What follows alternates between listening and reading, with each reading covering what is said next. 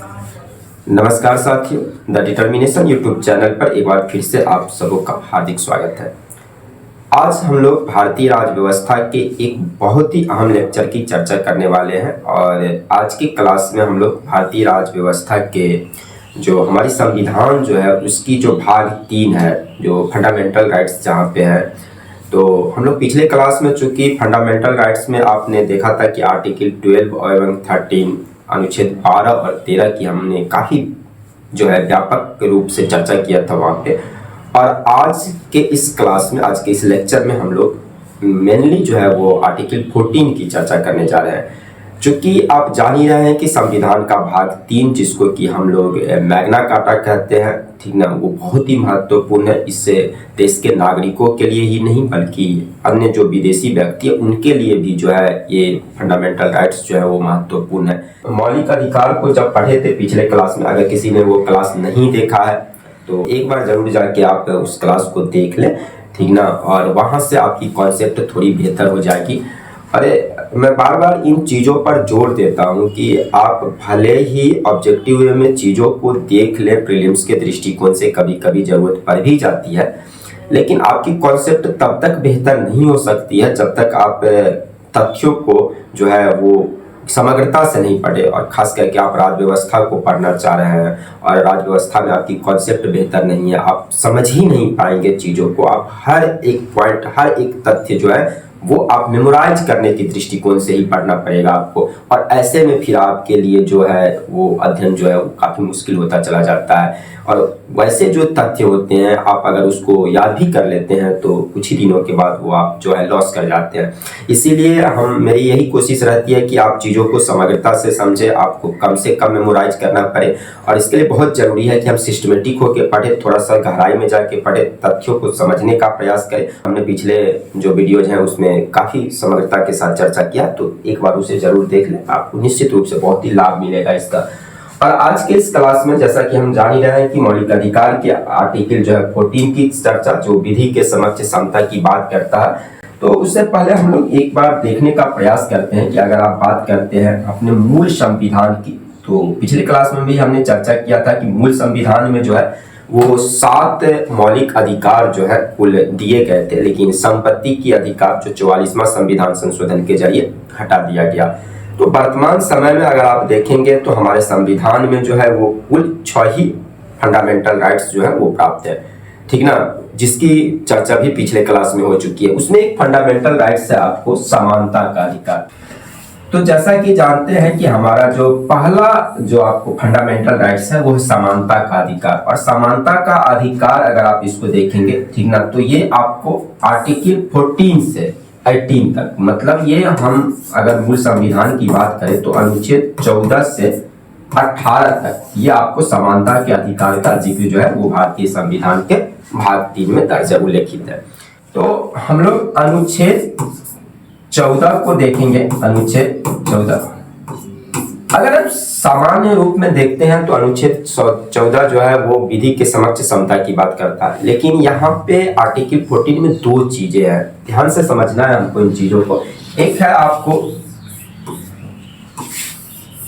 इसमें 2 चीजें हैं, एक है विधि के समक्ष समता, विधि के समक्ष समता,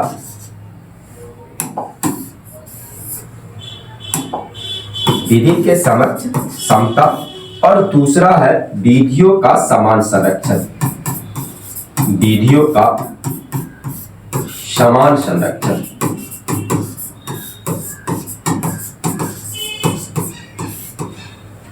तो आर्टिकल 14 में मेनली यही 2 चीज है, विधि के समक्ष समता और विधियों का समान संरक्षण। फ्लैट वे में अगर आपसे पूछा जाए, समग्रता से हमें इसे समझना है, तो बारी बारी से हम लोग चर्चा कर रहे हैं विधि के समक्ष समता। विधि के समक्ष समता अगर आप देखेंगे तो ये जो है ये एक बहुत बड़े जो कानूनविद थे आपको प्रोफेसर डायसी। तो ये प्रोफेसर डायसी की जो है आपको एक विशेष उनकी एक सिद्धांत है जिसको हम कहते हैं विधि का शासन, ठीक ना, रूल्स ऑफ लॉ।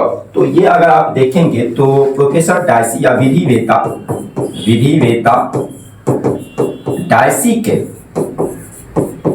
डायसी के विधि के शासन, डायसी के विधि के शासन, रूल ऑफ लॉ, इसको कहते हैं रूल ऑफ लॉ।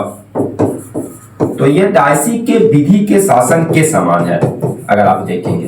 हालांकि अगर आप विधि के शासन को रूल ऑफ लॉ देखते हैं वो थोड़ी डिफरेंस चीज है, लेकिन अगर आपसे एक क्वेश्चन पूछे जाते हैं कि विधि का क्षमता जो है, विधि की क्षमता जो है वो आपको किसके द्वारा, कहां से ये प्रेरित है, तो ये आप देखिएगा कि प्रोफेसर जो डायसी है, विधिवेता जो डायसी है, उनकी एक सिद्धांत है आपको रूल ऑफ लॉ, उसी से आपको लिया गया है। विधि की क्षमता, इसका क्या मतलब होता है, क्या तात्पर्य होता है, तो आप देखेंगे विधि की समक्ष क्षमता की अगर आप बात करें तो उसमें 2-3 पॉइंट है। पहली पॉइंट तो यह है कि विधि की क्षमता का मतलब हो गया कि कोई भी व्यक्ति कानून से ऊपर नहीं है। इसमें पहली पॉइंट तो यह हो गया कि कोई भी व्यक्ति कानून से ऊपर नहीं है, कानून से ऊपर नहीं है, ठीक ना। और इसका मतलब ये होता है कि विधि जो है वो सबों के लिए एक समान होगी, सबों के लिए एक समान, चाहे वो व्यक्ति कोई अमीर गरीब हो, कोई व्यक्ति अमीर हो गरीब हो पिछड़ा हो, किसी भी सामाजिक आर्थिक परिस्थिति को प्राप्त वो व्यक्ति हो, लेकिन उनके लिए जो है संविधान प्रदत्त जो विधि है उसी के अकॉर्डिंग व्यवहार किया जाएगा। यानी विधि के समक्ष सभी व्यक्ति एक समान होंगे, विधि के समक्ष सभी व्यक्ति एक समान है, ठीक है ना। चाहे अमीर हो, चाहे वो व्यक्ति गरीब हो, चाहे वो किसी भी सामाजिक आर्थिक पृष्ठभूमि के हो, सामाजिक आर्थिक पृष्ठभूमि के हो, ठीक ना।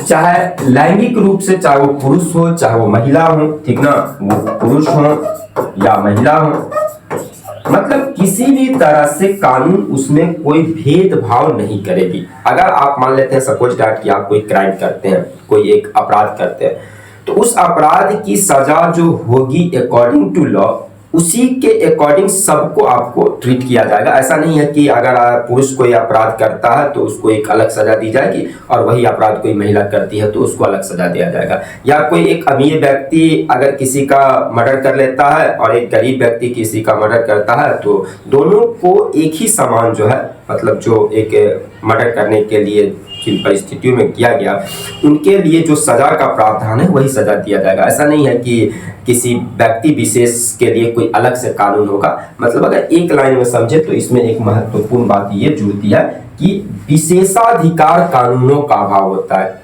किसी व्यक्ति को कोई विशेष अधिकार जो है हमारे संविधान ने नहीं दिए हैं। तो ये तीसरी एक महत्वपूर्ण पॉइंट है कि व्यक्तिगत विशेषाधिकार का अभाव है। मतलब व्यक्ति विशेष को कोई विशेष अधिकार आपको प्रदान नहीं किए गए हैं, ठीक ना। सभी विधि के समक्ष जो है एक समान होंगे, चाहे वो कोई भी व्यक्ति क्यों नहीं हो।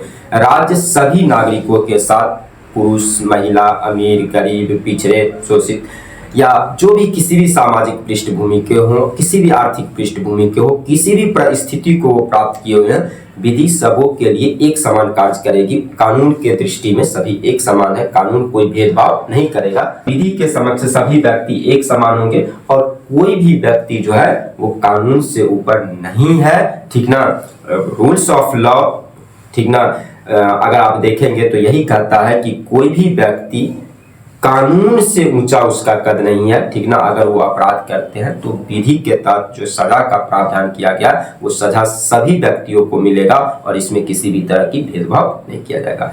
और सबसे महत्वपूर्ण बात है कि ये सारी व्यवस्था अगर आप देखेंगे तो ये सारी व्यवस्था जो है विधि की समता की बात जो है वो आपको कहां से लिया गया है, तो ये ब्रिटेन के संविधान से लिया गया है। तो आपसे प्रश्न पूछे जाएंगे ये कि विधि की क्षमता ब्रिटेन, ये कहां से, तो ब्रिटेन से लिया गया है ये, ठीक ना। तो कुछ महत्वपूर्ण पॉइंट्स बन जाते हैं। आर्टिकल 14 में दो बात है। पहली बात तो हो गया विधि की क्षमता की बात है, विधि के समक्ष क्षमता की बात है, और दूसरा है विधियों का समान संरक्षण। अब इस पे डिस्कस करेंगे हम लोग। पहले जो होगा फिर से सारांशता समझ लेते हैं कि विधि की समक्ष क्षमता का मतलब हुआ कि कोई भी व्यक्ति कानून से ऊपर नहीं है, कानून सबों के लिए एक समान कार्य करेगी, ठीक ना। कोई व्यक्ति अमीर है, गरीब है, पुरुष हैं, महिला हैं, किसी भी सामाजिक, आर्थिक या अन्य परिस्थिति को प्राप्त व्यक्ति, कानून उनके साथ, विधि उनके साथ कोई भेदभाव नहीं करेगी, सभी के साथ एक ही तरह का व्यवहार किया जाएगा। और किसी व्यक्ति विशेष के पक्ष में कोई विशेषाधिकार कानून जो है हमारे देश में नहीं है। ऐसा नहीं है कि कोई एक व्यक्ति जो है उसके पक्ष में कोई विशेष कानून बना दिया गया, ठीक ना, ऐसी कोई बात नहीं है। यह विधि का शासन और ये ब्रिटेन के संविधान से लिया गया, ठीक है। अगर आप इसको समझने का प्रयास करेंगे तो इसको एक नकारात्मक अवधारणा भी कहा जाता है, ठीक ना। आगे जबकि देखेंगे, जब वीडियो के समान संरक्षण की बात की जाती है तो वीडियो की समान संरक्षण जो है वो एक सकारात्मक अवधारणा है। तो अब दूसरा पॉइंट जो है वो है वीडियो का समान संरक्षण, वीडियो का समान संरक्षण। अब अगर इसको देखेंगे तो ये आपको यूएसए से लिया गया। सबसे पहला ऑब्जेक्टिव तो यही हो गई कि ये वीडियो का समान संरक्षण जो है वो आपको अमेरिका के संविधान से लिया गया। ये आपको अमेरिका के संविधान से लिया गया है।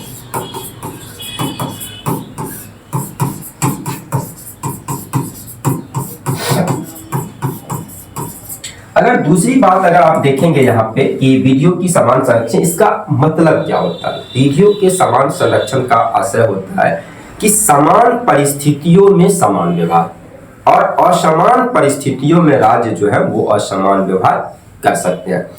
क्या तात्पर्य, थोड़ा और ढंग से अगर आप समझें, जैसे कि मान लेते हैं कि जैसे आर्टिकल 14 की बात कर रहा है तो आर्टिकल 14 क्या करता है? विधि के समक्ष समता की बात कर रहा है।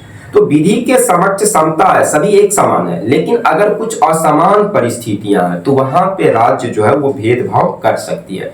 जैसे कि आप आज फॉर एग्जाम्पल समझने का प्रयास करें, उदाहरणों से समझना बहुत ही आवश्यक है आपके लिए। जैसे कि मान लेते हैं कानून के समक्ष पुरुष महिला सभी बराबर है, लेकिन आप देखिएगा कि महिलाओं को मातृत्व अवकाश दी जाती है। बच्चे के जन्म के बाद हमारे कानून में ऐसे प्रावधान किए गए हैं जहाँ पे उनके लिए कुछ विशेष जो है वो छूट दी जाती है, ठीक ना। उनको जो है वो 6 महीना की, विभिन्न राज्यों में भी इस तरह के प्रावधान किए गए हैं कि उनको 6 महीना की जो है आपको लीव दी जाती है, छुट्टी दी जाती है। तो आप इस आधार पे कि इक्वलिटी जो है वो संविधान की आर्टिकल 14 कहता है कि सभी एक समान है, तो पुरुषों को ये क्यों नहीं दिए जाते हैं? आप ऐसा नहीं बोल सकते हैं। अगर राज्य देख रही है कि एक असमान परिस्थिति उनके सामने है तो उनके लिए कुछ विशेष प्रोविजन कर सकते हैं। जैसे कि आप दूसरे उदाहरण से समझिए कि आर्टिकल 14 कहता है कि सभी एक समान, विधि के समक्ष समता का अधिकार, सभी के साथ एक तरह का व्यवहार करेगा। लेकिन आप देखिएगा कि आप जब आर्टिकल 15 के सब क्लॉज 4 को पढ़ेंगे, आर्टिकल 16 के सब क्लॉज 4 को पढ़ेंगे, 6 जो आपको नया जो अमेंडमेंट किया गया है, 103 जो अमेंडमेंट किया गया है ईडब्ल्यूएस कोटा की बात जिसमें की गई है, तो आप देखेंगे कि आरक्षण का प्रावधान किया गया। अगर कोई पिछड़े वर्ग है जो मुख्य धारा से पीछे रह गए, छूट गए, तो आपको उनको, अगर ये भी तो कहा गया है ना संविधान के द्वारा कि संविधान कोशिश करेगा कि सबों को जो है वो एक समान जो है वो सुविधाएं मिले, सबों को जो है वो एक समान परिस्थिति में समाजवाद हमारा लक्ष्य होगा, ठीक ना। तो कैसे ये लक्ष्य होगा? अगर आप विधि के समक्ष सभी समान है, उनके साथ कुछ मतलब उनके पक्ष में कुछ कानून नहीं बनाएंगे तो वो कैसे आगे बढ़ेगा? उनको आगे बढ़ने का कैसे मौका मिलेगा? तो विधि के समक्ष समता है, इसमें कोई डॉट नहीं है, ठीक ना। विधि के समक्ष सभी एक समान है, समानता का अधिकार प्राप्त है, लेकिन ये समानता का अधिकार समान परिस्थितियों में है और समान परिस्थिति वाले व्यक्ति के साथ अलग अलग असमान व्यवहार जो है वो किया जा सकता है। मतलब ये जो है हमारे संविधान की एक सकारात्मक अवधारणा है। तो आप देखेंगे कि आरक्षण का प्रावधान किया गया जब पहली बार 1951 में चंपकई दोराई राजन केस को लेकर जब सुप्रीम कोर्ट में, आपको मद्रास हाई कोर्ट में पहले ये केस गई थी चंपकम दोराई राजन, और आरक्षण को लेकर वहाँ पे भी आर्टिकल 14 को कोट करके वहाँ पे ये केस किया गया था कि विधि के समक्ष समता है। आर्टिकल 15 में लैंगिक रूप से भेदभाव निषेध किया गया है हमारे संविधान के द्वारा, तो फिर कैसे आरक्षण का प्रावधान किया गया है। और जो पतंजलि शास्त्री महोदय जो उस समय के चीफ जस्टिस थे, उन्होंने चमकई दोराई राजन के पक्ष में ही उन्होंने अपना फैसला सुनाया था कि हाँ विधि के समक्ष समता का अधिकार है, तो ये कैसे हो सकता, नहीं हो सकता। और बाद में आप देखेंगे कि नेहरू जी के समय में 1951 में ही जो है फर्स्ट जो कॉन्स्टिट्यूशनल अमेंडमेंट जो है वो किया जाता है, पहला संविधान संशोधन होता है और वहाँ पे इस तरह के प्रावधान किए जाते हैं कि आरक्षण का प्रावधान किया जाता है। तो अब आप ये नहीं कह सकते हैं कि आरक्षण का प्रावधान जो है वो आर्टिकल 14 के खिलाफ है, ठीक ना। विधियों के समान संरक्षण का यही मतलब होता है कि समान परिस्थिति में समान व्यवहार, असमान परिस्थिति में असमान व्यवहार किया जा सकता है। मतलब अगर आप देखेंगे तो विधियों की समान संरक्षण की बात राज्य को एक तरह से अपरोक्ष रूप से ये शक्ति प्रदान करता है, ये एक ताकत दे देता है कि वो असमान परिस्थिति वाले लोगों के साथ सकारात्मक भेदभाव का ये मतलब नहीं है कि किसी के पक्ष में कोई कानून बना दिया जाएगा और उसको वैलिड कर दिया जाएगा, ठीक ना। समान परिस्थिति असमान परिस्थिति अगर है तो राज्य यानी ये जो है राज्य को एक सकारात्मक भेदभाव करने की शक्ति प्रदान करता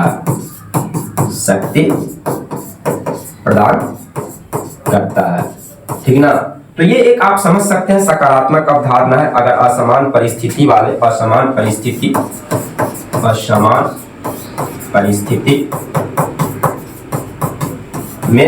असमान व्यवहार की इजाजत देता है ये।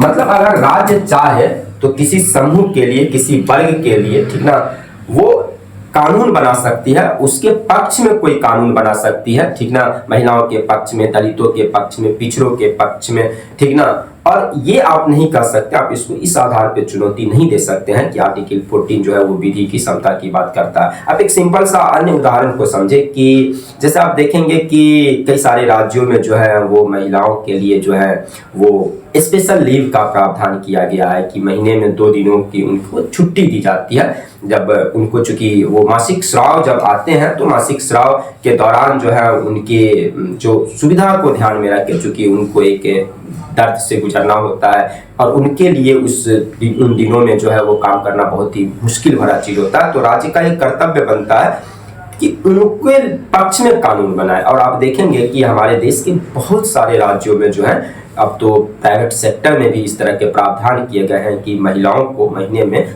2 दिन की एक विशेष अवकाश के रूप में एक स्पेशल लीव प्रदान किया जाता है ताकि वो मासिक चक्र के दिनों में, मासिक स्राव के दिनों में जो है उनकी सुविधा का ख्याल रखा जा सके, ठीक ना। उनके पक्ष में कानून बनाए जाते हैं तो इस तरह की छुट्टी दिए जाते हैं। तो आप पुरुष अब इस आधार पे नहीं ये कह सकते हैं कि महिलाओं को वो 2 दिनों की छुट्टी दिया गया है, स्पेशल लीव दिया गया है, तो पुरुषों को भी इस तरह का कोई जो है वो अधिकार, वो उनके पक्ष में इस तरह के कोई कानून क्यों नहीं बनाए जाते हैं। ये विधि के जो समक्ष समता की बात है, समानता के अधिकार का उल्लंघन हो गया, ऐसी बात नहीं है। इसको आप समानता के अधिकार के उल्लंघन की तरह नहीं देख सकते हैं, क्योंकि समानता का अधिकार समान परिस्थिति में, लेकिन अगर असमान परिस्थितियां हैं, 2 अलग अलग परिस्थितियों के हैं, तो उनके साथ राज्य जो है वो भेदभाव कर सकती है। तो ये सकारात्मक प्रावधान है, आप समझ सकते हैं बहुत सारी चीजें इसमें आ जाती है। जितने भी आप ऐसे कानून बनाए जाते हैं तो वहां पे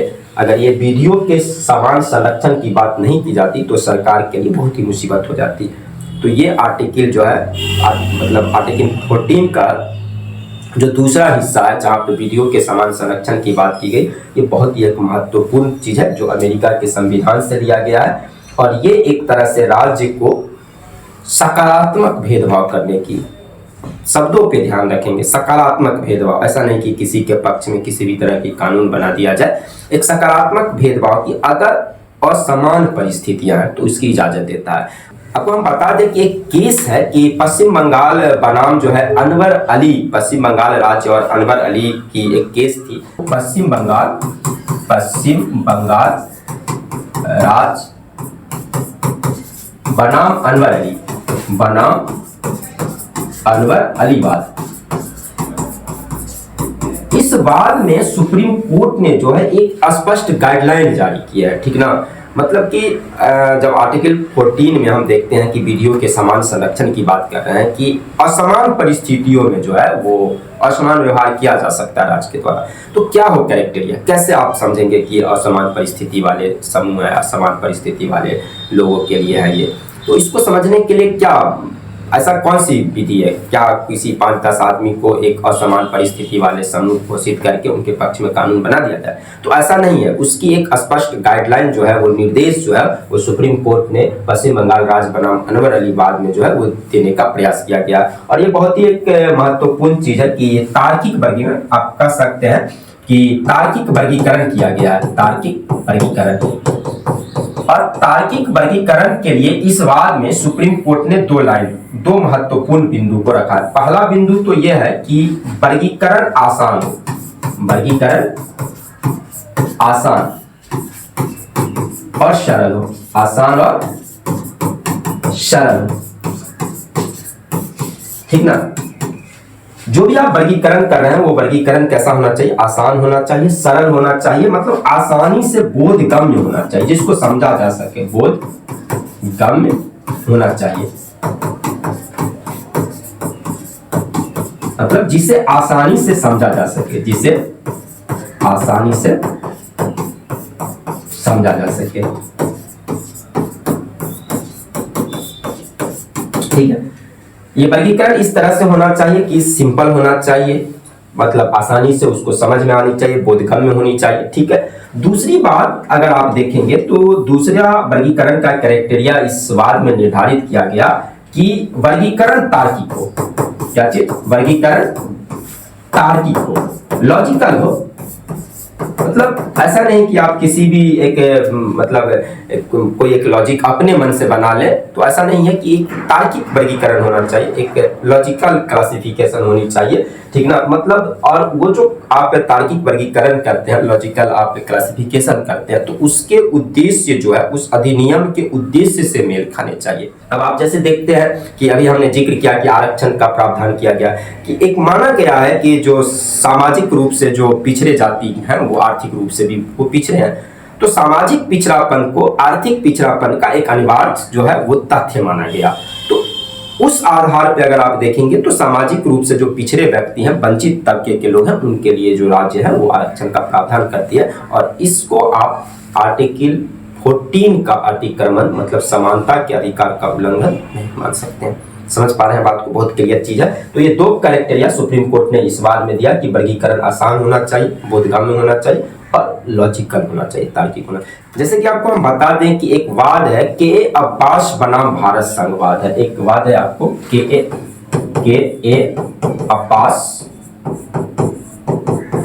बनाम भारत संघवाद, भारत संघवाद। इस वाद में आप देखिएगा कि सिनेमेटोग्राफी जो है, मतलब कि हमारे जो देखिएगा कि जो सिनेमा हमारे देश में जो रिलीज किए जाते हैं तो उससे पहले उसकी एक सेंसर बोर्ड होती है, जो सेंसर बोर्ड जो है वो तय करता है और उस फिल्म को जो है वो सर्टिफाइड करता है, उसको एक सर्टिफिकेट देता है। तो आप देखिएगा कि सामान्य फिल्म और एक फिल्म होती है जिसपे आपको ए ग्रेड फिल्म लगाया जाएगा, ठीक ना, या एडल्ट फिल्म या जो भी करें, मतलब उसमें कुछ ऐसे कंटेंट हैं जो आपको एक निश्चित उम्र से कम जो आयु वर्ग के लोग हैं उनको देखने के लिए नहीं है। तो अगर सेंसर बोर्ड को ये लगता है कि इस फिल्म में कुछ ऐसे जो हैं वो तथ्य जो है वो हैं जो कि एक निश्चित आयु सीमा से कम उम्र के लोगों के लिए नहीं है। अब देखिएगा बहुत सारे OTT प्लेटफॉर्म वगैरह भी आते हैं जहां पे आपको एज वेरिफिकेशन किया जाता है कि एज वेरीफाई किया जाता है कि आप 18 से ऊपर हैं या नहीं है। तो इसको चुनौती दिया गया कि एक तार्किक वर्गीकरण नहीं है, आप जब समानता का अधिकार है तो किसी को कैसे रोक सकते हैं किसी चीजों को देखने से या समझने से क्या। तो इसमें से सिनेमेटोग्राफी जो है उसमें केस अब्बास बनाम भारत संघ मामले में इसको चुनौती दिया गया कि ये वर्गीकरण लॉजिकल नहीं है, ठीक ना, ये इलॉजिकल वर्गीकरण है। लेकिन बाद में सुप्रीम कोर्ट ने देखा, उस चीज को समझा और सुप्रीम कोर्ट ने अपना निर्णय दिया कि नहीं, ये एक तार्किक वर्गीकरण है कि सही है, दो भागों में सिनेमा को बांट दिया जाता है। एक हो गया जिसपे ए सर्टिफाइड कर दिया जाता है, मतलब एक खास आयु वर्ग के बाद ही आप इस फिल्म को देख सकते हैं, ठीक है ना। और एक वो फिल्म होती है जो सभी व्यक्ति जो है ये सभी आयु वर्ग के लोग जो है उस फिल्म को देख सकते हैं। और सुप्रीम कोर्ट ने स्पष्ट रूप से के अब्बास बनाम भारत संघ मामले में ये कहा कि ये वर्गीकरण जो है ये लॉजिकल वर्गीकरण है। जैसे एक वाद है देविका विश्वास बनाम भारत संघ मामला है, एक और केस आपको हम बता दें, देविका विश्वास बनाम भारत संघ वाद है, देविका विश्वास बनाम भारत संघवाद, भारत संघवाद। इस वाद में आप देखिएगा कि इस जजमेंट में जो है सुप्रीम कोर्ट में सर्वोच्च न्यायालय ने ये कहा कि परिवार नियोजन जो होती है उसमें नसबंदी जो होती है तो आवश्यक है, इस बात को प्रोत्साहित किया जाना चाहिए, इस बात पे जोर दिया जाना चाहिए कि केवल महिला नसबंदी ही नहीं पुरुष नसबंदी भी हो और पुरुष नसबंदी पर विशेष ध्यान देना चाहिए। सुप्रीम कोर्ट की टिप्पणी है देविका विश्वास बनाम भारत संघ, तो ये एक लॉजिकल तब क्लासिफिकेशन होगा, अन्यथा ये एक इलॉजिकल क्लासिफिकेशन की समान ही प्रतीत होते हैं। तो ये है। दूसरी बात है कि अब अगर हम इन दोनों चीजों को समझ रहे हैं कि आपने पहला चीज देखा यहाँ पे कि राज्य जो है वो किसी व्यक्ति के साथ कोई भेदभाव नहीं करेगा, ठीक ना। तो आखिर क्या मतलब यहाँ पे व्यक्ति से क्या तात्पर्य बनता है, एक बहुत ही महत्वपूर्ण पॉइंट्स है कि आपको समझना है यहाँ पे इस पॉइंट्स को कि राज्य व्यक्ति के साथ कोई भेदभाव नहीं करेगा। यहाँ पे व्यक्ति का क्या मतलब है, व्यक्ति आर्टिकल 14 में जब ये कहा जाता है कि विधि के समक्ष सभी व्यक्ति एक समान है, तो सभी व्यक्ति का क्या यहाँ पे तात्पर्य बनता है। देखिए यहाँ पे व्यक्ति शब्द एक बहुत ही व्यापक रूप में है, इसको आप एक संकुचित स्वरूप में नहीं ले सकते। व्यक्ति का मतलब एक इंडिविजुअल पर्सन मात्र नहीं है, इसके अंतर्गत व्यक्ति भी है शामिल, व्यक्ति है। इसी के अंतर्गत जो है आप कह सकते हैं कि कोई व्यक्तियों का समूह है तो उसको भी एक व्यक्ति की तरह एक पर्सन ही माना जाएगा। या जैसे कोई कंपनी है, कोई निगम है, ठीक ना, तो वो भी एक व्यक्ति की तरह है, ठीक ना। अगर जैसे कोई कंपनी है, कोई निगम है, ठीक ना, ठीक है। अब ढेर सारे आप जैसे देखिएगा कि वो बहुत सारी कंपनियां हैं तो उन कंपनियों को भी एक व्यक्ति मानकर ही जो है आर्टिकल 14 जो है वो व्यवहार करती है। तो ये महत्वपूर्ण चीज है कि व्यक्ति शब्द की डिफिनीशन में व्यक्ति आते हैं। गैर नागरिक जो है मतलब हमारे देश के इसमें नागरिक आए, जो भी नागरिक है, व्यक्ति अगर आप देखें तो नागरिक, और नागरिक ही नहीं गैर नागरिक। गैर नागरिक का तात्पर्य क्या होता है, जो विदेशी व्यक्ति है, ठीक ना। तो आर्टिकल 14 जो है आपको देखिएगा कि ये विदेशी व्यक्तियों को भी मतलब जो 14 के तहत जो अधिकार दिए गए हैं वो अधिकार विदेशी व्यक्तियों को भी प्राप्त है और राज्य उसके साथ किसी भी तरह का कोई भेदभाव नहीं करेगा। कानून के समक्ष अगर समता का अधिकार है तो वो न केवल हमारे देश के लोगों को प्राप्त है बल्कि दूसरे देश के लोग भी है, उसके लिए भी कानून के समक्ष विधि के समक्ष समता का ही अधिकार है और उसमें राज्य कोई भेदभाव नहीं करेगा। तो कोई नागरिक है, कोई गैर नागरिक है, कोई कंपनी है, कोई निगम है, तो उन सबको एक व्यक्ति माना जाता है। कई बार आपको ये विभिन्न जो कॉम्पिटिटिव एग्जामिनेशन होते हैं वहाँ पे इस तरह से आपको क्वेश्चन पूछ लिए जाते हैं। तो यहाँ पे ध्यान रखने की बात है कि व्यक्ति शब्द के दायरे में कौन सब आते हैं। एक आपको वाद है चिरंजीत बनाम भारत संघ कि इसमें ये कहा गया कि जैसे तार्किक वर्गीकरण की आप बात करते हैं कि एक लॉजिकल क्लासिफिकेशन होना चाहिए, तो क्या किसी एक व्यक्ति को एक वर्ग माना जा सकता है। कोई एक व्यक्ति है, आप उस व्यक्ति को वर्ग मान लिए और उसके पक्ष में कानून बना दिए। अगर आप वीडियो के समान संरक्षण की बात देखते हैं, वीडियो का समान संरक्षण, तो वीडियो का समान संरक्षण तो यही बात कर रहा है कि असमान परिस्थिति में असमान व्यवहार किया जा सकता है। तो और उसके लिए एक आप वर्ग बना लीजिए और उस वर्ग के साथ उस वर्ग के पक्ष में आप जो है वो सकारात्मक भेदभाव करके कोई कानून बना सकते हैं। तो एक बात यहाँ पे आया कि क्या किसी एक व्यक्ति के लिए कोई कानून बनाया जा सकता है। क्या किसी एक व्यक्ति को एक वर्ग मानकर जो है उनके पक्ष में उनके या आप कह सकते हैं किसी के साथ सकारात्मक भेदभाव किया जा सकता है। तो चुनौती दी गई इस बात को कि क्या कोई एक व्यक्ति को एक वर्ग माना जा सकता है। तो सरकार ने एक केस है आपको चिरंजीत बनाम भारत संघ, चिरंजीत बनाम भारत संघवाद, भारत संघवाद। इसमें स्पष्ट रूप से कहा गया कि कोई एकल व्यक्ति है, एक व्यक्ति है, एकल व्यक्ति को भी एक वर्ग माना जा सकता है, माना जा सकता है। ठीक है, मतलब कोई एक व्यक्ति अगर वो वर्गीकरण लॉजिकल हो, मतलब आपने देखा कि दो चीजें तार्किक हो और बोधगम्य हो, आसानी से समझने लायक है, तो उस एक व्यक्ति को भी एक वर्ग माना जा सकता है। और ये आर्टिकल 14 का जो है वो अतिक्रमण जो है नहीं होगा, विधि के समक्ष समता के अधिकार का उल्लंघन नहीं माना जाएगा। कोई एक व्यक्ति भी, किसी एक व्यक्ति के लिए, या कोई एक निगम है, कोई एक कंपनी है, कोई एकल व्यक्ति, ठीक है ना, कोई एक एकल कंपनी है, एकल कंपनी या निगम है, तो क्या इसको एक वर्ग माना जा सकता है? तो हाँ, इसको एक वर्ग माना जा सकता है और इनके पक्ष में जो है वो भी मतलब सकारात्मक भेदभाव वाले कानून जो है वो बनाए जा सकते हैं। तो आर्टिकल 14 को आपने समझा कि आर्टिकल 14 क्या चीज है। इसमें दो चीज है, विधि के समक्ष समता जो ब्रिटेन से लिया गया है और एक है विधियों का समान संरक्षण जो अमेरिका से लिया गया है। दोनों में क्या बातें हैं वो आप लोग समझ पा रहे हैं। अब हम लोग आते हैं कि आर्टिकल 14 के जो अपवाद है, एक्सेप्शन जो है, ये सबसे महत्वपूर्ण जो है वो एरिया है कि आर्टिकल 14 के मतलब अनुच्छेद 14 के अपवाद, अनुच्छेद 14 के अपवाद। मतलब आर्टिकल 14 क्या करता है? आर्टिकल 14 विधि के समक्ष समता की बात करता है, विधियों के समान संरक्षण की बात करता है कि विधि के समान सभी एक समान है।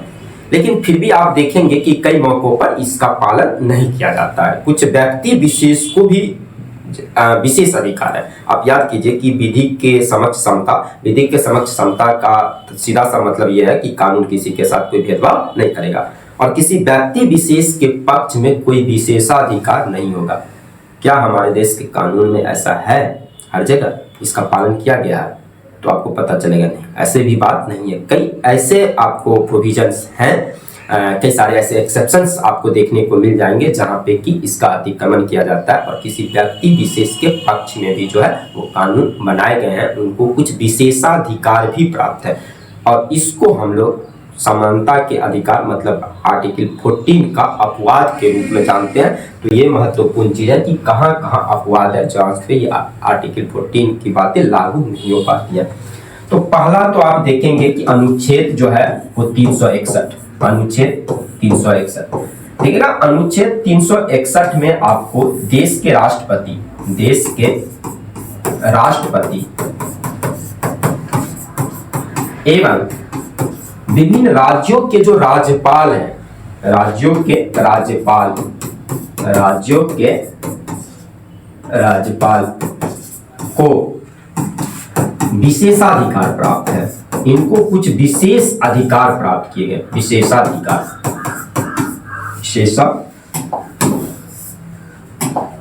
विशेषाधिकार जो है वो प्राप्त है।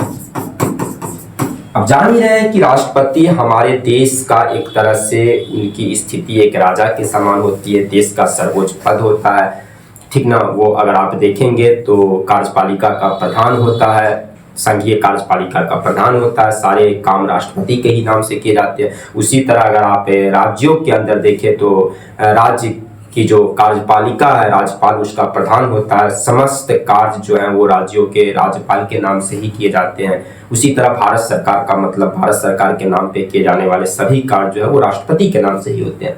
तो इन लोगों को कुछ विशेष अधिकार दिए गए हैं जो आपको और आप इसको इस विशेष अधिकार को मतलब व्यक्ति के पक्ष में ये विशेष अधिकार है। जैसे क्या अधिकार प्राप्त है इनको? तो सबसे पहली बात तो ये है कि अपने पद पे रहते हुए मतलब राष्ट्रपति और राज्यपाल अपने पद पे रहते हुए कोई भी निर्णय लिया, अगर उन्होंने अपने कार्यकाल के दौरान कोई भी निर्णय वो लेते हैं तो इस उनके निर्णय को बाद में किसी भी देश के किसी भी अदालत में चुनौती नहीं दिया जा सकता। मतलब अपने किसी भी निर्णय के लिए न्यायालय में वो जवाबदेह नहीं है। कोई भी जजमेंट, कोई भी निर्णय ले, आप एकदम ध्यान से समझिए, एकदम क्लियर कट ही बता रहे हैं कि राष्ट्रपति और राज्यपाल पद पे रहने के दौरान अपने किसी निर्णय के लिए किसी भी अदालत के प्रति जो है वो जवाबदेह नहीं है और इस आधार पे आप उनको अदालत में चुनौती नहीं दे सकते हैं, कोई कार्यवाही नहीं किया जा सकता है कि अपने पद पे रहते हुए राष्ट्रपति ने या राज्यपाल ने ये काम किया तो उसको इस बात के लिए दंडित करने का या अदालत में आप चुनौती नहीं दे सकते हैं। दूसरी जो महत्वपूर्ण विशेषाधिकार है वो विशेषाधिकार है कि राष्ट्रपति को और राज्यपाल को उनके पद पे रहते हुए गिरफ्तार नहीं किया जा सकता है। कोई भी अगर आप देखेंगे तो कोई भी सिविल मुकदमा जो है वो उन पे नहीं चलाया जा सकता। पद पे रहते हुए उन पे किसी भी तरह की कोई सिविल मुकदमा जो है वो नहीं चलाया जा सकता। यानी पद पर रहते किसी प्रकार की सिविल मुकदमा नहीं चलाया जा सकता। पद पे रहते हुए उनकी गिरफ्तारी नहीं हो सकती। राष्ट्रपति और राज्यपाल अपने पद पे रहते हुए किसी भी सिविल मुकदमे में उनको गिरफ्तार नहीं किया जा सकता। मतलब गिरफ्तारी पद पे पर रहते हुए गिरफ्तारी नहीं हो सकती, उनकी गिरफ्तारी नहीं हो सकती, उनको गिरफ्तार नहीं किया जा सकता। हाँ, अगर फौजदारी मुकदमा है तो फौजदारी मुकदमा चलाए जा सकते हैं, लेकिन उसके लिए भी आपको 2 महीने पहले उनको इन्फॉर्म करना पड़ेगा। कुछ ऐसे आप देखेंगे कि कुछ ऐसे मुकदमे हैं जो चलाए जा सकते हैं, तो उसके लिए भी आपको 2 महीने पहले उनको सूचित करना होगा। तो ये राष्ट्रपति और राज्यपाल को विशेष अधिकार प्राप्त है, जो कि आप देखेंगे कि आर्टिकल 14 की पहले यही बात था कि व्यक्ति के पक्ष में कोई विशेषाधिकार नहीं होगा, लेकिन आपको दिखाई पड़ रहा होगा कि ये कुछ विशेष अधिकार, हालांकि ये व्यक्ति विशेष को अधिकार नहीं है कि ये एक पद को अधिकार है। राष्ट्रपति और राज्यपाल को ये अधिकार है, न कि किसी पार्टिकुलर एक पर्सन को, कोई एक इंडिविजुअल पर्सन को ये अधिकार जो है, ये राइट्स जो है वो नहीं दिए गए हैं। दूसरा क्या है? दूसरा आप देखिए जो महत्वपूर्ण है वो है अनुच्छेद 105। एक एक चीजों को समझिए ध्यान से, बहुत ही ढंग से आपको समझना है। देखिए आर्टिकल 105 की अगर आप बात करेंगे तो ये संसदीय विशेषाधिकार की बात करता है। संसदीय विशेषाधिकार,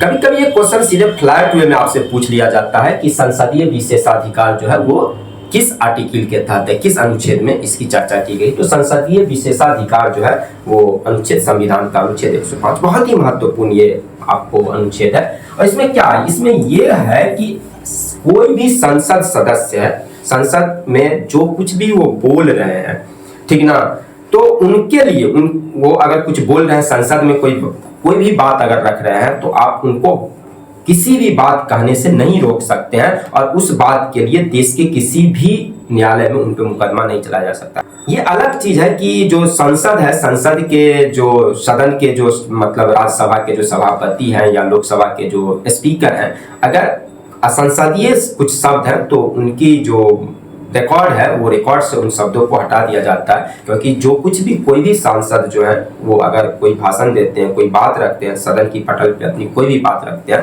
तो वो सारे ऑन रिकॉर्ड होते हैं, उनको रखा जाता है, ठीक ना, वो रिकॉर्ड किए जाते हैं। और अगर कोई व्यक्ति ऐसे कुछ शब्द को बोल रहे हैं जो शब्द असंसदीय है, उसकी एक अपनी लिस्ट है जो आपको लोकसभा के अध्यक्ष या राज्यसभा के सभापति तय करते हैं। तो अगर कोई असंसदीय शब्द उन्होंने रखा है तो उनके उस हिस्से को, उनके बातों के उन शब्दों को जो है वो ऑन रिकॉर्ड से जो है, मतलब सदन के रिकॉर्ड से जो है वो हटा दिया जाता है, जिसकी बात वो, जिसका अधिकार जो है वो लोकसभा के स्पीकर और जो राज्यसभा के सभापति उनको प्राप्त होता है। लेकिन संसद में कही गई किसी भी बात के लिए किसी भी सांसद सदस्य को आप देश के न्यायालय में जो है उसको अपने देश के किसी भी न्यायालय में अपनी बातों के लिए या अपने किए गए निर्णय के लिए वो जिम्मेवार नहीं है। तो इसमें यही चीज है कि संसद सदस्य, इसके अलावा इसमें और भी चीज है, संसद सदस्य को भी अधिकार प्राप्त है। और जो संसदीय समितियां होती है जो आप पढ़ते हैं, जैसे प्राक्कलन समिति है, जैसे कि आप देखते हैं लोक लेखा समिति, कई सारी संसदीय समितियां होती है प्राय जिनका कार्यकाल जो है वो 1 वर्ष का होता है। तो संसद सदस्य या संसद समितियां तो संसद सदस्य या संसद समितियां किसी भी निर्णय के लिए न्यायालय के प्रति जवाबदेह नहीं, न्यायालय के प्रति जवाबदेह नहीं है। मतलब सीधा सा है कि अगर कोई संसद सदस्य कोई भी निर्णय लेता या संसदीय समितियों के द्वारा कोई भी निर्णय लिए जाते हैं, उनके इस निर्णय को आप किसी भी देश की अदालत में जो है वो चुनौती नहीं दे सकते हैं, वो न्यायालय के प्रति जवाबदेह नहीं है जो भी वो निर्णय लेते हैं, ठीक ना। अगर संसद सदस्य कुछ बोलते हैं, संसद सदस्य के बयानों के आधार पर उन्हें न्यायालय में चुनौती नहीं दिया जा सकता, न्यायालय में चुनौती नहीं दिया जा सकता।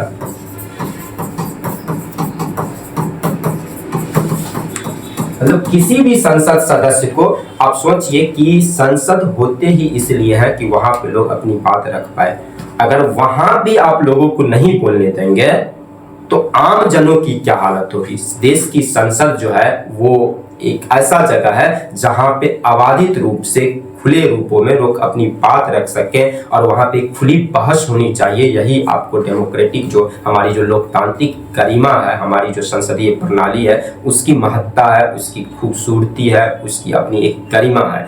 और अगर संसद में के भीतर ही किसी व्यक्ति को नहीं बोलने दिया जाएगा तो फिर वो कहाँ अपनी बात रखेगा, कहाँ उन बातों को रखा जाएगा। इसीलिए संसद में कोई भी सदस्य अपनी बातों को रख सकता है और उसके किसी भी बात के लिए, कोई भी बात के लिए, वो यहां तक कि अगर कोई संसद सदस्य कभी अभद्रता ही कर जाता है तो आप उसको न्यायालय में चुनौती नहीं दे सकते।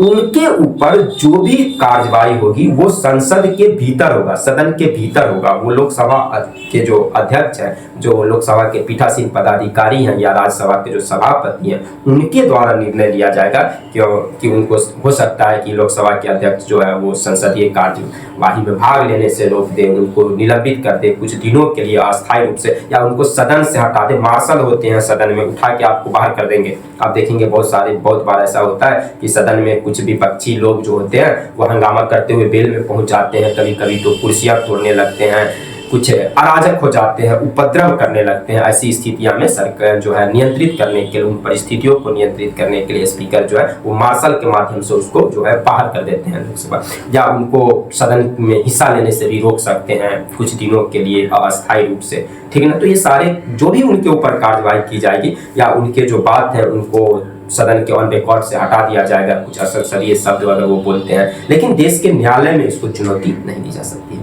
तो क्लियर है, समझ पा रहे होंगे इस बात को। उसी तरह अगर आप देखेंगे तो अनुच्छेद 194, ये अनुच्छेद 194 जो है राज्य विधानमंडल में सदस्यों को विशेषाधिकार प्रदान करता है, ठीक वही बात है जो आर्टिकल 105 में 105 में जैसे संसद सदस्य या संसद की जो समितियां होती है उसको आप वो न्यायालय के प्रति जवाबदेह नहीं है। उसी तरह अगर आप देखेंगे तो अनुच्छेद 194 के तहत राज्य विधानमंडल के जो भी सदस्य होते हैं या राज्य विधानमंडल की कोई भी समितियां होती है वो अपने किसी भी निर्णय के लिए अदालत के प्रति जवाबदेह नहीं होते हैं। उसके अलावा आप देखें और क्या विशेषाधिकार और कहां आपको लगेगा कि आर्टिकल जो 14 है उसके अपवाद और कहां मिलेंगे। तो जैसे आप देखिए कि यूएनओ के जो पदाधिकारी होते हैं, यूएनओ यूनाइटेड नेशन के, ठीक ना, तो यूएनओ के पदाधिकारियों को विशेष अधिकार है, विशेष अधिकार मतलब बार बार हम इस चीज की जिक्र कर रहे हैं कि आर्टिकल 14 जो है वो समानता के अधिकार की बात करता है, विधि के समक्ष सभी एक समान है, तो सभी एक समान है। लेकिन इन सबों के लिए कुछ विशेष प्रोविजन है, ये एक समान नहीं है। इनको एक अलग रखा है कि यूएन के जो पदाधिकारी है, राज्यपाल है, राष्ट्रपति है, ये जो संसद में जो कार्यवाही हो रही है, राज्य विधानमंडल के भीतर जो कुछ हो रहा है, तो इसको उस दायरे से बाहर रखा गया, इसको अपवाद के कैटेगरी में रखा गया। या फिर देखते हैं कि जो अन्य राष्ट्रों के जो राष्ट्राध्यक्ष आते हैं, मान लीजिए किसी देश के राष्ट्रपति, प्रधानमंत्री हमारे देश में आते हैं, तो क्या वो उनके लिए भी उसी तरह के जो ट्रीट किए जाएंगे? तो ऐसी बात नहीं है। उनके पक्ष में कुछ विशेषाधिकार है, उनको कुछ विशेष अधिकार है, ठीक ना, कि अन्य देश के जो राष्ट्रपति हैं, जो उच्चायुक्त हैं, उनके जो राज्यपाल हैं, उनके प्रधानमंत्री आते हैं, राष्ट्रपति आते हैं, तो आप कह सकते हैं अन्य देशों के जो राजनयिक है, राजनयिक उच्चायुक्त है, उच्चायुक्त राजदूत है, राजदूत, ठीक ना, को विशेष अधिकार है, को विशेष अधिकार प्राप्त है, अधिकार प्राप्त, मतलब इनको आर्टिकल 14 से बाहर रखा गया है, ठीक ना। उस तरह से उनके साथ आप ट्रीट नहीं कर सकते हैं। या अन्य देशों के जो राष्ट्रपति आते हैं, प्रधानमंत्री आते हैं, उनके जो विदेश मंत्री आते हैं, जो भी राजनयिक व्यक्ति आते हैं, ठीक ना, तो उनको भी जो है वो आर्टिकल 14 के एक्सेप्शन के तहत रखा गया है। उसके अलावा अगर आप देखेंगे तो कानून के समक्ष समानता की बात कही गई आर्टिकल 14 में, लेकिन इसका ये आशय नहीं हो गया कि निजी व्यक्तियों के अधिकार भी जो है वो अधिकारियों के अधिकार के समान होंगे। जैसे आप देखेंगे कि निजी व्यक्तियों के अधिकार, निजी व्यक्तियों के अधिकार, निजी व्यक्तियों के अधिकार अधिकारियों के तरह नहीं, अधिकारियों के समान नहीं। जैसे मतलब आप एक छोटी सी उदाहरण से समझिए, जैसे कि मान लेते हैं कि कोई व्यक्ति है, अगर वो कोई क्राइम करता है, ठीक ना, अगर वो कोई अपराध किया तो उसको पकड़ने की शक्ति जो है वो कानून को दी गई है। पुलिस अधिकारी हैं, ठीक ना, इंस्पेक्टर हैं, दारोगा हैं, ठीक ना, उनको वो एक ऑथराइज पर्सन है जो उनको गिरफ्तार कर सकते हैं। अगर कोई व्यक्ति कोई अपराध करता है तो उनको गिरफ्तार करने के लिए कुछ ऑथराइज पर्सन है कि वही उनको गिरफ्तार कर सकते हैं। अब ये नहीं कि कोई व्यक्ति कहेगा कि ये जो है वो क्राइम किया है तो हम इसको गिरफ्तार कर रहे हैं, नहीं, आप गिरफ्तार नहीं कर सकते। मतलब सिंपल सी बात है कि निजी व्यक्तियों की जो शक्तियां होंगे वो एक अधिकारियों की शक्ति के समान नहीं होंगे। इसके अलावा आइए एक बहुत ही महत्वपूर्ण जो एक अपवाद है, जो अनुच्छेद 14 का अपवाद है, वो है अनुच्छेद 14 का एक अपवाद कहता है आपको कि अब देखिएगा कि 42वां संविधान संशोधन, 42वां संविधान संशोधन, संविधान संशोधन जो आप जान ही रहे हैं कि 42वां संविधान संशोधन जो है वो 1976 ईस्वी में देश की प्राइम मिनिस्टर उस समय इंदिरा गांधी थी। और कई बार कहते हैं कि ये सबसे बड़ा जो है वो कॉन्स्टिट्यूशनल अमेंडमेंट है। कभी हम निश्चित रूप से इस जो है 42 अमेंडमेंट जो है वो 1976, इस पर एक विस्तृत चर्चा करेंगे हम, ठीक ना, क्योंकि इसको मिनी कॉन्स्टिट्यूशन कहा जाता है। बहुत सारे चेंजेस किए गए संविधान के अंदर, बहुत सारे परिवर्तन किए गए थे संविधान संशोधन के जरिए। तो शायद ही कोई सेक्शन आपको बचेगा, जब भी आप भारतीय राज्य व्यवस्था को पढ़ते हैं तो शायद ही कोई ऐसा टॉपिक मिलेगा जहाँ पे आपको जो है 42 अमेंडमेंट जो है वो ना आ पाए, कहीं ना कहीं आपको मिल ही जाता है, ये इतना महत्वपूर्ण है। तो आप देखिएगा कि इस 42वें संविधान संशोधन के जरिए जो आर्टिकल आपको 31 है उसमें एक सब क्लॉज जोड़ा गया 31C, ठीक ना, यानी अनुच्छेद 31 का C, अनुच्छेद 31 का C, या आप कह सकते हैं अनुच्छेद 31 का ग, अनुच्छेद 31 ग, ठीक ना। ये आपको 42वां संविधान संशोधन 1976 के द्वारा जो है वो जोड़ा गया था 31 के C। और 31 के C में एक बात बड़ा बहुत ही, चूंकि उस समय आप देखिएगा कि न्यायपालिका और जो कार्यपालिका थी, इंदिरा गांधी की सरकार और न्यायपालिका बिल्कुल आमने सामने थी। सरकार निर्णय लेती थी, न्यायपालिका उसमें हस्तक्षेप कर रही थी। मतलब ये भारतीय अगर आप राज व्यवस्था को पढ़ेंगे तो ये एक बहुत ही इंटरेस्टेड वो टाइम पीरियड है जहाँ पे जिस तरह से न्यायपालिका और कार्यपालिका एक दूसरे के मामलों में हस्तक्षेप कर रही थी, वो फिर कभी आपको प्राय बहुत ही कम मौके पर ऐसे देखने को मिला, क्योंकि संविधान में स्पष्ट रूप से कहा गया है कि कार्यपालिका, विधायिका, न्यायपालिका उनके अधिकार क्षेत्र बता दिए गए हैं और उनसे अपेक्षा की जाती है कि वो किसी अधिकार क्षेत्र में नहीं आएंगे। लेकिन इस दौर में आप देखेंगे कि न्यायपालिका और कार्यपालिका की टकराहट बहुत बढ़ गई थी। तो इस संविधान संशोधन में 31 के C में इस बात का उल्लेख कर दिया गया, स्पष्ट रूप से लिख दिया गया कि राज्य के नीति निर्देशक तत्व, नीति निर्देशक तत्व यानी डीपीएसपी, ठीक ना, को लागू करने के डीपीएसपी के अनुच्छेद 39 ख एवं 39 ग, मतलब 39 का बी और 39 का सी, अगर 39 के बी और 39 के सी को लागू करने के लिए कोई कानून बनाया जाता है तो ये कानून आर्टिकल 14 का उल्लंघन नहीं माना जाएगा। मतलब सीधा सीधा बात है कि राज्य के नीति निर्देशक तत्व के अंतर्गत जो आर्टिकल 39C है और 39B है को लागू करने के लिए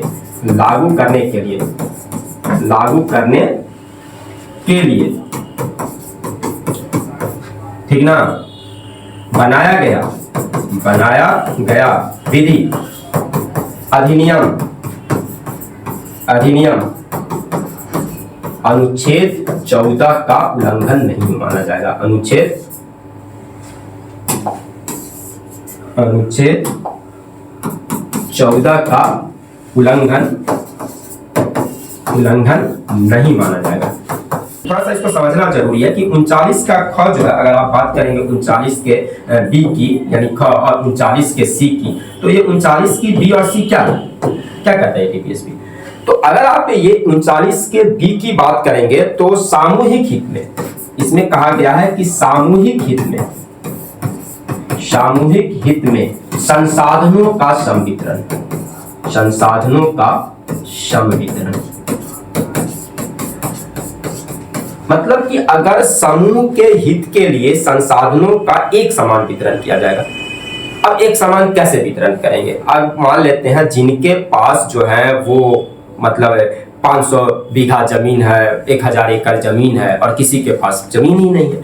आप कहते हैं कि संसाधनों का सम वितरण किया जाएगा, एक समान वितरण किया जाएगा। तो कैसे वितरण? जब तक आप उनसे लेंगे नहीं तब तक किसी को देंगे कैसे? किसी के पास बहुत अधिक वो रकम है, पैसा है, दूसरे के पास कुछ भी नहीं है। राज्य स्पष्ट रूप से डीपीएसपी में ये राज्य को निर्देश देती है कि राज्य जो है कोशिश करेगा कि संसाधनों का एक समान वितरण हो। तो कैसे एक समान वितरण होगा? जब तक आप किसी से लेंगे नहीं तब तक आप दूसरे को देंगे कैसे? और जब देंगे नहीं तो ये वितरण, ये तो लाख वर्ष बीत जाएगी, कभी भी एक समान वितरण नहीं हो पाएगा। आप 39 के सी को देखिए। 39 के सी में कहा गया है कि पूंजी एवं उत्पादन के संकेंद्रण पर रोक नियंत्रण, मतलब राज्य कोशिश करेगा कि पूंजी का संकेंद्रण ना हो। ऐसा नहीं हो कि 5 ही आदमी हो कोई। अभी देखेंगे आप देश में बहुत ही आरोप लगते हैं, विपक्ष बार बार एक नारा उछालता रहा, हमारे तो अंबानी और अडानी जी को लेकर जो है वो विपक्ष जो है सरकार को घेरता रहा है कि सरकार के समय में जो है 2 ही व्यक्ति जो है उनके पास सारी संपत्ति जो है वो देश भर की संपत्ति जमा हो गई। आपको एक चौंकाने वाला आंकड़ा बता दे कि ये कहा गया था कि राज्य की जो है वो 70% से अधिक जो आपको संपत्ति है वो मात्र जो है वो 3% लोगों के पास है। देश की 90% संपत्ति जो है वो महज 10% लोगों के पास है। तो राज्य का यह दायित्व तो है कि पूंजी और उत्पादन का संकेंद्रण रोके, उसके केंद्रीकरण को रोके, ठीक ना। अब 5 ही आदमी के पास अगर सारा पूंजी देश का चला गया तो ये तो फिर ऐसे में आप लोक कल्याणकारी राज्य की स्थापना कैसे करेंगे? अगर एक लोक कल्याणकारी राज्य की स्थापना करना है तो ये बहुत आवश्यक है कि पूंजी और उत्पादन का एक समान वितरण हो और पूंजी के संकेंद्रण को रोका जाए। ऐसा नहीं हो कि कोई अमीर और अमीर होते चले जा रहे हैं, गरीब और गरीब होते चले जा रहे हैं। तो ये राज्य का दायित्व बनता है। इसीलिए ये कहा गया कि अगर 39 के बी को और 39 के सी को लागू करने के लिए कोई अधिनियम बनाया जाता है तो इस अधिनियम को, मतलब अगर लोगों की संपत्ति छीनी जा रही है तो आप ये नहीं कर सकते हैं कि संपत्ति छीन रहे हैं, समानता के अधिकार का उल्लंघन है या पूंजी के केंद्रीकरण को रोका जा रहा है, तो आप आर्टिकल 14 का उल्लंघन इसको नहीं मान सकते हैं। इसको आप न्यायालय में जाके चुनौती नहीं दे सकते हैं। एक बड़ा इंटरेस्टेड आपको ये केस है, ये आप संजीव को मैन्युफैक्चरिंग कंपनी बनाम भारत कोकिंग को लिमिटेड बात है। ये संजीव को मैन्युफैक्चरिंग कंपनी बनाम भारत कोकिंग को लिमिटेड वाद है। इस वाद में स्पष्ट रूप से न्यायालय ने एक बड़ा अच्छा टिप्पणी किया। इसमें ये सीधा सीधा कहा कि जहां जहां 39B एवं 39C अनुच्छेद 39B एवं 39C आता है, वहां से अनुच्छेद 14 चला जाता है, अनुच्छेद 14 चला जाता है। मतलब साफ साफ सुप्रीम कोर्ट ने कह दिया कि अगर 39B और 39C को लागू करने के लिए सरकार कानून बनाती है तो 14 गया वहां से, और ये 14 का अपवाद है। विधि के समक्ष समता है, समानता का अधिकार है हमारे देश में, समानता का ही शासन है।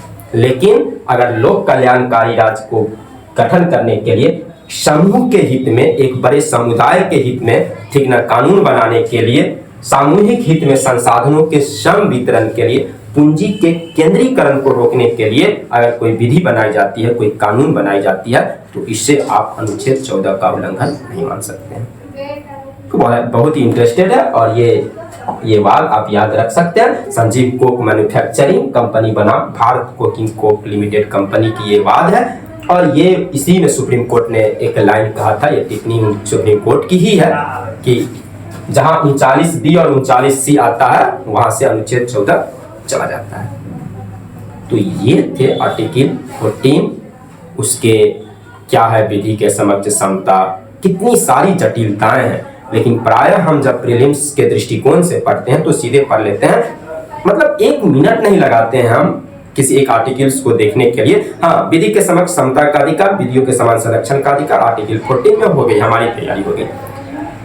और अगर आप तथ्यों को ऐसे पढ़ते हैं तो इतनी तो तय मान लीजिए कि आपकी नॉलेज ब्रॉड नहीं हो पाएगी, डीप में नहीं जा पाएगी, आप तथ्यों को समग्रता से नहीं समझ पाएंगे। तो इसलिए बहुत जरूरी है कि आप तथ्यों को बहुत ही बेहतर ढंग से समझें, फिर आप कभी जीवन में आप इसको नहीं भूलेंगे। और एक सामान्य नागरिक होने के नाते भी आपका दायित्व बनता है कि इन चीजों को आप बेहतर ढंग से समझें। अगर ये क्लास आपको पसंद आई हो तो इसे शेयर करना निश्चित नहीं भूलें। आई होप कि आप सारे तथ्यों से बेहतर ढंग से जो है उसको समझ पाए होंगे इस क्लास में। आपको ये क्लास अच्छा लगा होगा। अगर कोई डॉट्स रह गए हैं आपके दिमाग में, कोई आपके मन में कोई प्रश्न जो है वो बन रहे हो, तो निश्चित रूप से आप हमारे कमेंट बॉक्स में मेंशन करें और लिखें इन बातों को। हमारी कोशिश रहेगी कि हम नेक्स्ट क्लास में जो है, चूँकि ये भारतीय राज्य व्यवस्था की क्लास सिस्टमेटिक रूप से चलती रहेगी, ठीक ना, वो वीडियोज आपको मिलते रहेंगे। तो कोई भी आपकी अगर मन में द्वंद्व हो, कोई तथ्य है, कोई प्रश्न हो, तो आप जरूर हमारे कमेंट बॉक्स में लिखें। और मैं फिर कह रहा हूँ कि अगर ये क्लास पसंद आया हो तो इसे अधिक से अधिक लोगों तक शेयर करना बिल्कुल ना भूलें। और ये काइंडली रिक्वेस्ट है आप लोगों से कि हमें सहयोग करें, ठीक ना। हाँ, अपना प्यार, अपना स्नेह, अपनी जो सहयोग है, अपनी शुभकामनाएं जो है वो हमें प्रदान करें। और हमारी कोशिश रहेगी कि हम आपके लिए और बेहतर से बेहतर, जितनी बेहतर हो सके, अच्छी कंटेंट के साथ, वो सारे तथ्यों के साथ जो है एक बेहतर क्लास जो है आप लोगों को उपलब्ध कराए, और आप लोगों को के जो भी डॉट्स है उसको क्लियर कर पाए, ठीक ना। तो उसके लिए जरूरी है कि आप इसे शेयर जरूर करें, हमारा सहयोग करें, आप अपना प्यार स्नेह सहयोग बनाए रखें। मिलते हैं फिर एक बेहतर क्लास में, तब तक के लिए धन्यवाद।